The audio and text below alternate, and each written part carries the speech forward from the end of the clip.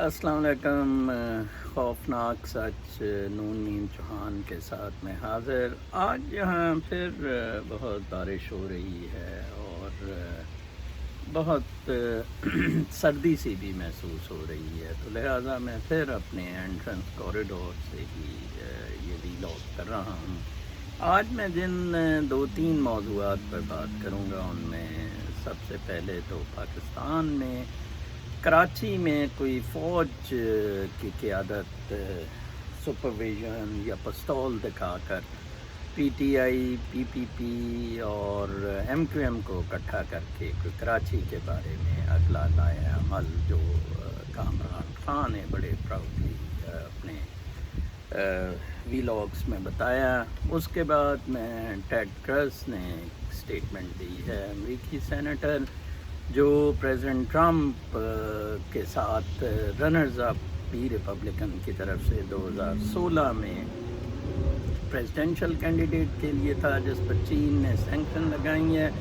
اس کا ایک تیسری جنگ عظیم کے بارے میں بیان۔ اور آخر میں پھر بیلاروس کے بارے میں بتانا چاہوں گا کہ جہاں اب فائنلی روس اور چین بڑے زور و شور سے پریزیڈنٹ لوکاشینکو، الیگزینڈر لوکاشینکو کی حمایت میں میدان میں کود پڑے ہیں۔ سب سے پہلے پاکستان، کل میں نے جو فوج کے بارے میں ویلاگ کیا تھا جس میں نے دو چیزیں بتائی تھیں، ایک یہ کہ فوج کا مکمل پاکستان پر قبضہ ہو چکا ہے ہر لحاظ سے، اور اس قبضے کے مسئلے پر ان میں بالکل یونٹی ہے۔ کل ہی مجھے کوئی بتا رہا تھا کہ کس طرح ایک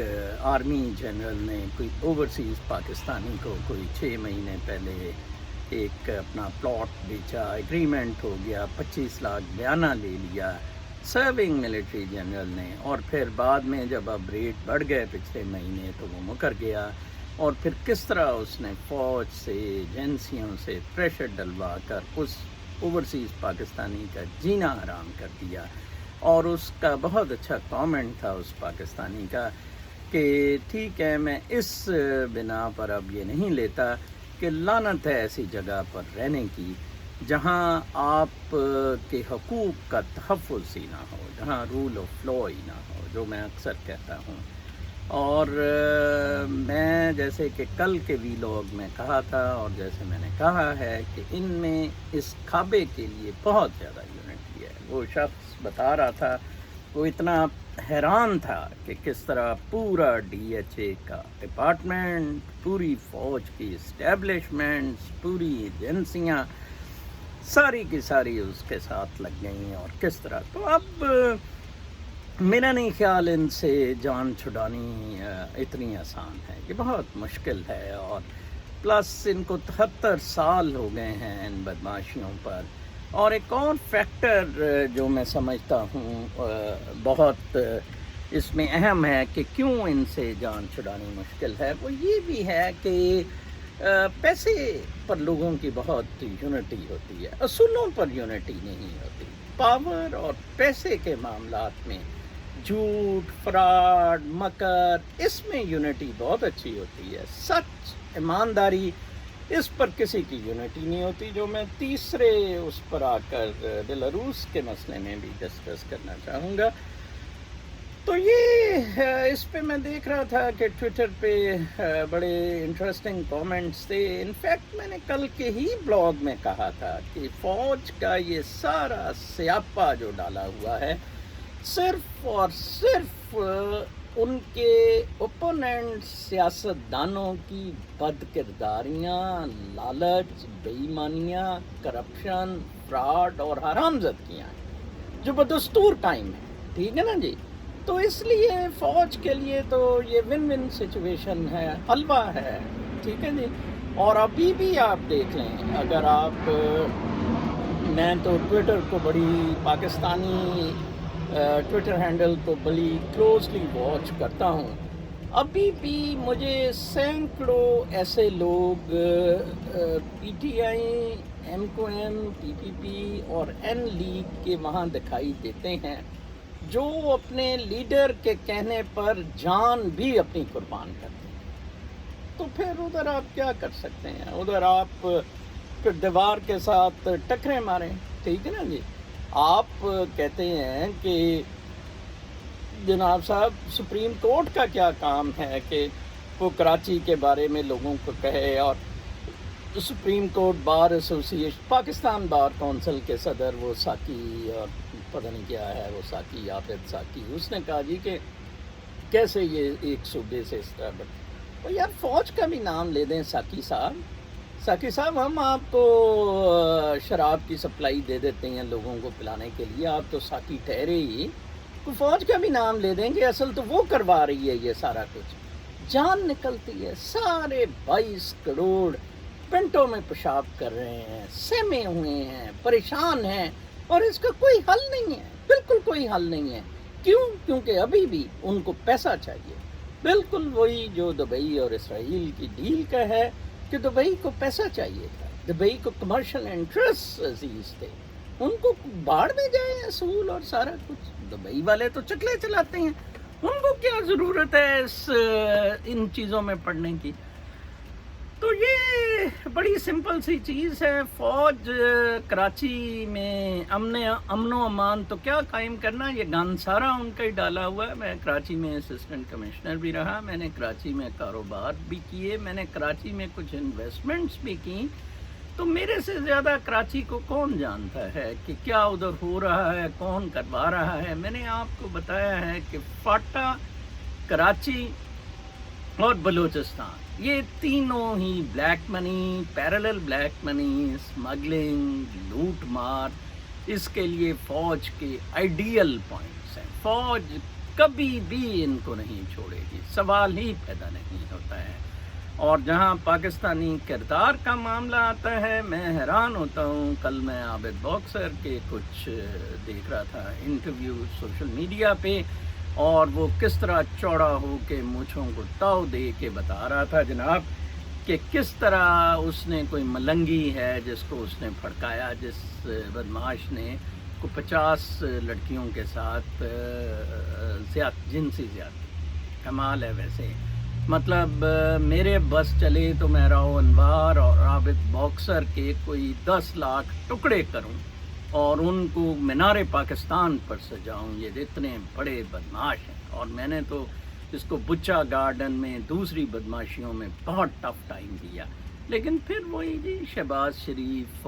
فوج نے بھی مروائے بندے، ملک ریاض ٹھیکیدار نے بھی مروائے، پیپل پارٹی آصف زرداری نے بھی راؤ انوار سے مروائے، تو ان کا پھر کچھ نہیں ہو سکتا۔ یہ اسی طرح چوڑے ہو کے کہیں گے انہوں نے گند بھی کیے، اور یہ چوڑے ہو کے کہتے ہیں جی کہ ہم نے معاشرہ ٹھیک کرنے کی کوشش کی۔ جی عابد باکسر کہہ رہا ہے کہ میں نے معاشرے میں بہتری لانے کی کوشش کی، چلیں جی اس کو پھر لاہور ہائی کورٹ کا چیف جسٹس بنا دیں، یہ تو کہتا ہے میں نے معاشرہ ٹھیک کیا ہے۔ تو پاکستان میں، ایسے میں اکثر کہتا ہوں، بیونڈ لا ڈومین ہے، نہ ہی ادھر رول آف لا ہے، نہ رول بائی لا ہے چین اور روس کی طرح، ادھر بیونڈ لا میٹرکس ہے جو کہ 73 سال سے چل رہی ہے، کیونکہ یہ سارے چکلے کی پیداوار حکمران اوپر آ گئے تھے، ان کو پتہ ہی نہیں تھا یہ ان کا باپ کون ہے، کیسے ان کی پیدائش ہوئی، کہاں پیدائش ہوئی، یہ ہم پر آ کر قابض ہو گئے جب پاکستان بنا، تو لہٰذا بھگتنا پڑے گا۔ ہم تو کہہ ہی سکتے ہیں، میں جہاں سارے بیان اور اپنا بولتا ہوں یا لکھتا ہوں یا میرے میں یہ تڑپ یا احساس آئی ایم لائک دیٹ، میں رہ نہیں سکتا، جیسے کہ ایک کارپینٹر ہے، ایک گارڈنر ہے، ایک آرٹسٹ ہے، ایک اسی طرح رائٹر ہے، اسپیکر ہے، جو اس کے علاوہ کچھ کر ہی نہیں سکتا، یو سی اس نے وہ کرنا ہے۔ میں تو ویسے مین آف ایکشن بھی رہا، جن دنوں میں سروس میں رہا، اپنے تعین میں بالکل ڈٹا رہا، بغیر جان کی پرواہ کیے، اپنی کیریئر کی، اپنی ہیلتھ کی، اپنی فیملی کی۔ تو لہٰذا یہ میرے لیے کوئی اچنبھا نہیں تھا کامران خان کا یہ کہنا کہ فوج نے بندوق دکھا کر ٹیبل پر تینوں کو لے آئے کہ بدماشو ادھر آؤ، کٹے ہو، کراچی کو ٹھیک کرتے ہیں، اور تینوں میں یہ ہمت نہیں ہوئی۔ کہے وسیم اختر نے چیف جسٹس کے سامنے تو کہا کہ میرے پاس اختیارات نہیں ہیں، تو جناب ادھر کیوں نہیں کہا فوج والے کو کہ جناب میرے پاس تو اختیارات ہی نہیں ہیں، یہ تو سارے آپ میں ہیں۔ وہی بات سیاست بھی ضرور کرنی ہے، کیونکہ وہاں سے پیسہ ملتا ہے، وہاں سے آپ کی یہ کوٹھیاں، بنگلے، کاریں اور یہ سارے کچھ ہیں۔ کل میرا شام کا ویلاگ آپ ضرور دیکھنا، اس میں میں نے کچھ روشنی ڈالی ہے کہ کیسے روحانی لوگوں کو بھی ایکشن لینا چاہیے ان ساری چیزوں میں۔ تو ایک میں نے تذکرہ ادھر اس کا جنید جمشید کا کیا، تو ایک سامنے بڑا اچھا بتایا کہ کس طرح یہ اپنا 50 روپے کے سوٹ بنگلہ دیش سے بنوا کر 2,000 کے پاکستان میں بیچتا رہا ہے۔ اور اس نے کہا کہ اسلام میں اس نے لکھا کہ پیسے بنانے کی تو ممانعت نہیں ہے۔ میں نے کہا جناب بالکل ممانعت نہیں ہے، لیکن حلال مین سے صرف پیسے بنائے جا سکتے ہیں، آپ کو جو پروفٹ مارجنز ہیں وہ آپ کی چوائس پہ نہیں ہے کہ آپ کا جو دل کرتا ہے آپ 5 روپے کی چیز 10,000 کی بیچنا شروع کر دیں، ٹھیک ہے نا جی۔ تو یہ موریلٹی پرنسپلز اور ایتھکس کے معاملات ہوتے ہیں۔ اسی لیے تو کارل مارکس بڑا کامیاب ہوا تھا یہ اسٹیبلش کرنے میں کہ بیسیکلی میٹیریل تھنگس ڈٹرمائن کرتی ہے آپ کے فلسفے، اصول، مذہب، اخلاقیات۔ جیسے کہ کہا جاتا ہے کہ جنہاں دے کاردانے انہاں دے کملے بھی سے آنے۔ تو یہ سارا ماجرا ہے، یہ ساری افسوسناک صورتحال ہے جہاں ہم سارے پھنسے بیٹھے ہیں۔ دوسرے ٹاپک کی طرف آتا ہوں، ٹیڈ کرز سینیٹر جس کے خلاف 2 سینیٹرز کے ساتھ چین نے سینکشنز لگائی چین کے خلاف بولنے پر۔ تو کل اس کا میں ایک ویڈیو لنک بیان دیکھ رہا تھا جس میں اس نے کہا ہے کہ فاکس نیوز کو پروبیبلی اس کا انٹرویو ہے، جس میں اس نے کہا ہے کہ چین اور یو ایس کی ٹینشن جو ہے یہ آہستہ آہستہ تیسری جنگ عظیم کی طرف دنیا کو لے کے جا رہی ہے۔ ویسے ٹیڈ کرز کی یہ بات کسی حد تک میں مانتا ہوں بالکل درست ہے۔ معاملات اب اس نہج پر پہنچتے جا رہے ہیں کہ جہاں سے دونوں ملک پوائنٹ آف نو ریٹرن پہ ہے، اور روس تو پھس ہو گیا، روس کو تو پیوٹن بھی اس پوزیشن میں نہیں لا سکا، لیکن یس چین اور امریکہ کے انٹرسٹ بہت جگہ کولائڈ کر رہے ہیں۔ ان کے لیے بہت مشکل ہے اب کہ کسی ایک جگہ آ کر وہ اپنا کسی قسم کا تصفیہ ہو سکے، کیونکہ دونوں نے جو سٹیپس لے لیے ہوئے ہیں وہ واپس ہونے بڑے مشکل ہے، اور دونوں ہی کمرشل انٹرسٹ پر آگے بڑھے ہیں، جو کہ بہت مشکل ہے کہ اب ڈو اور ڈائی سچویشن ہے۔ تو جیسے کہ میں پاکستان کے کیس میں بتاتا ہوں کہ اب پاکستان کا پاکستان کا انڈیا، سعودی عربیہ اور یو ایس کے ایکسس میں جانا بہت مشکل ہے، وایا دبئی بھی اس کے لیے جانا بہت مشکل ہے، جس کے اسرائیل کے ساتھ پیچ اپ ہو گیا ہے۔ اب یہ گیمیں دونوں طرف چلنے والی، یہ دونوں طرف نہیں چلا جا سکتا ہے۔ اب پاکستان لامحالہ چین، روس اور ایران کے اس میں ہو گیا ہے، فال کر گیا ہے۔ ایران کو تو یہ پھر بہت حلوہ ملا ہے۔ ایران کی ایکچولی جو ریولوشنری گارڈز جو 1979 سے حکومت چلا رہے ہیں، جب خمینی نے شاہ کو اتارا تھا، ان کو تو اللہ موقع دے کہ جہاں جہاد کا کام ہو، جہاں اسلام کی فوقیت کی چیز ہو، جہاں یہ ساری چیزیں ہوں لڑانے کے لیے اور کانفلکٹ میں رکھنے کے لیے، تو ان کے لیے تو بہت اچھی۔ اب Iran supported by China and Russia Israel کا مین اینمی ہوگا، جس کو کہ وہ